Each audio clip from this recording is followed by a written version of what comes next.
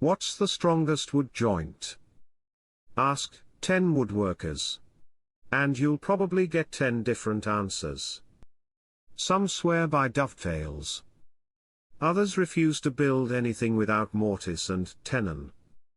And then there are pocket holes, which somehow manage to start an argument every single time. So instead of guessing, I decided to rank the most popular woodworking joints from absolute worst to the very best.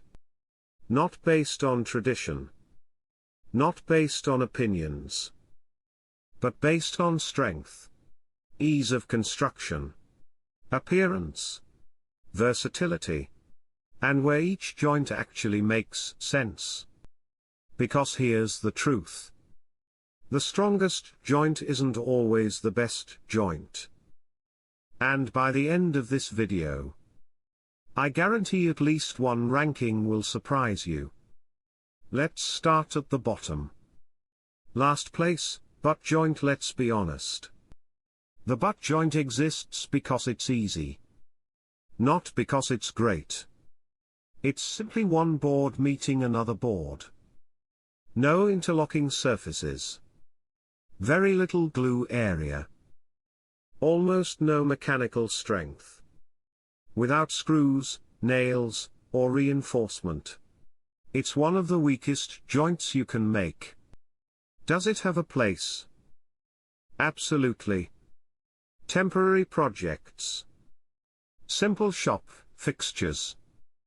Quick prototypes. But for quality furniture, there are much better options. Moving up the list, we have a joint that's incredibly popular, but often misunderstood. Pocket hole joint. This one divides woodworkers more than almost anything else. Some people love it. Others act like it's ruining woodworking forever. The truth? It's neither amazing nor terrible. Pocket holes are incredibly fast. Easy for beginners. Perfect for cabinets, face frames, and hidden structural connections. But they're not magical. They're still relying heavily on screws. And they simply aren't designed for every application. Used correctly, they're excellent. Used everywhere, they become a problem. That's why I can't rank them any higher. Now things start getting interesting. Because the next joints are all genuinely excellent. Choosing between them becomes much harder. Rabbet joint. Simple. Strong. Reliable. The rabbet joint increases glue surface significantly compared to a butt joint. It's easy to cut using common woodworking tools. And it works beautifully for cabinets, boxes, and shelving. It's not flashy. Nobody brags about making rabbets.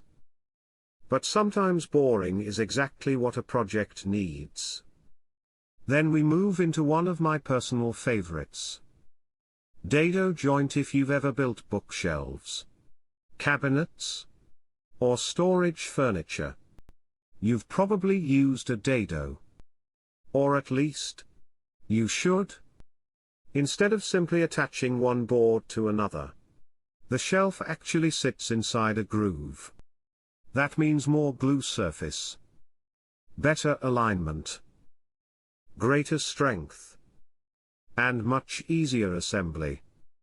It's one of those joints that quietly makes furniture much stronger without adding much complexity. Now here's where the rankings become difficult. Because every remaining joint is genuinely outstanding, the differences become smaller. And choosing the winner depends on what you're actually building. Which is exactly why the next joint surprised even me. Because despite its reputation, it didn't rank nearly as high as I expected.